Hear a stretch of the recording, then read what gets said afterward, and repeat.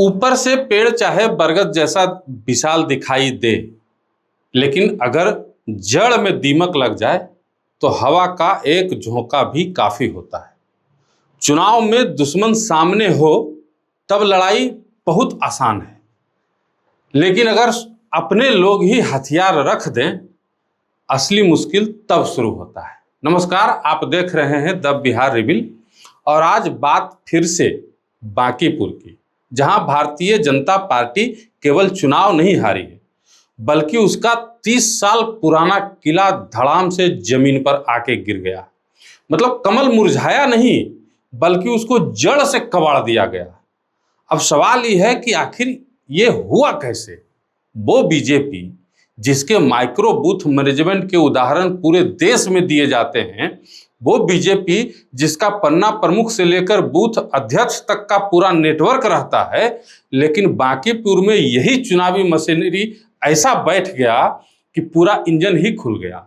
अब पैसेंजर सब जनसुराज वाला इंजन जोड़ के अब बोगी को छुकछुकाते हुए लेके निकल गए। प्रशांत किशोर को कितना वोट मिला, इसका अंदाजा आप इस बात से लगा लीजिए कि 422 बूथ में से 400 पर बीजेपी हार गई। प्रत्याशी ही नहीं, सांसद और खुद राष्ट्रीय अध्यक्ष का बूथ भी फेल हो गया। मतलब समझ रहे हैं ना आप? पिछले चुनाव में जितने वोट से बीजेपी जीती थी, इस उपचुनाव में उतना वोट भी बीजेपी के उम्मीदवार को नहीं मिला। ये खाली हार नहीं है बाबू, ये राजनीतिक जमीन खिसकने का संकेत है। माने बीजेपी किसी एक मोहल्ले, एक जाति या एक दो बूथ पर नहीं हारी, पूरा चुनावी समीकरण ही उसके खिलाफ घूम गया 180 डिग्री पर। बाकी जात को छोड़ दीजिए, राष्ट्रीय अध्यक्ष और प्रत्याशी का जात यानी कायस्थ भी जनसुराज की तरफ चला गया। और जब कोई पार्टी अपने सबसे मजबूत गढ़ में, अपने राष्ट्रीय अध्यक्ष की पुरानी सीट पर अपने संगठन और सरकार की पूरी ताकत लगाने के बावजूद हार जाए, तो सवाल उम्मीदवार से आगे बढ़कर संगठन पर पहुंच जाता है। सवाल ये कि क्या बीजेपी के जमीनी कार्यकर्ता नाराज थे? क्या उम्मीदवार चयन को लेकर भीतर ही भीतर विरोध था? क्या कार्यकर्ता प्रचार में दिखाई तो दिए, लेकिन वोट निकलवाने में मन से नहीं लगे? या फिर पार्टी के नेता जीत को पहले से ही तय मानकर चुपचाप बैठे रहे?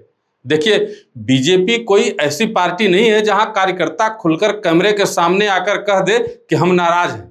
यहां असंतोष अक्सर नारे लगाते हुए नहीं, चुप रहकर सामने आता है।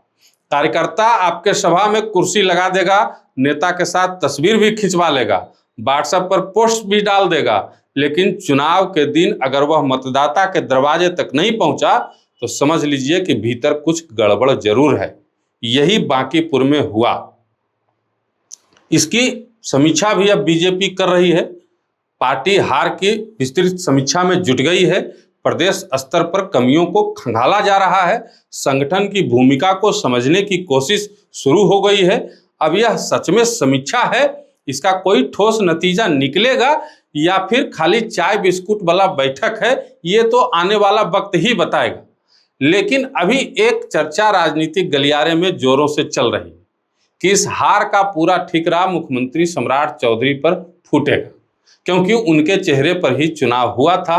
पार्टी में कई नेता भी उनके खिलाफ हैं। नए मुख्यमंत्री का चयन होगा, ऐसा लोग कह रहे हैं। कुछ लोग उसे नीतीश कुमार और पीएम मोदी की हाल ही में दिल्ली में हुई मुलाकात से भी जोड़कर देख रहे हैं। मतलब जितनी मुंह उतनी बातें। लेकिन एक बात हम आपको साफ कर देना चाहते हैं, बीजेपी को जानने वालों को पता है कि ऐसा कुछ भी नहीं होगा, और कम से कम 2027 में होने वाले उत्तर प्रदेश के आगामी चुनाव तक तो बिल्कुल भी नहीं होगा, क्योंकि वहां कुशवाहा के साथ साथ व्यापक ओबीसी का समीकरण है। और वर्तमान राजनीति को देखते हुए बीजेपी फिलहाल कोई भी ऐसा जोखिम नहीं लेगी। इसलिए अभी ये सब खाली राजनीतिक अनुमान और ख्याली पुलाव से ज्यादा कुछ नहीं। बीजेपी का फैसला अनुमान से नहीं, राजनीतिक नफा नुकसान के हिसाब से होगा। और बीजेपी में बड़ा फैसला अचानक मंच से नहीं सुनाया जाता है। पहले रिपोर्ट बनता है, आंकड़े देखे जाते हैं, फिर संगठन और सरकार के स्तर पर अलग अलग जांच होती है, उसके बाद तय होता है कि गलती किसकी थी।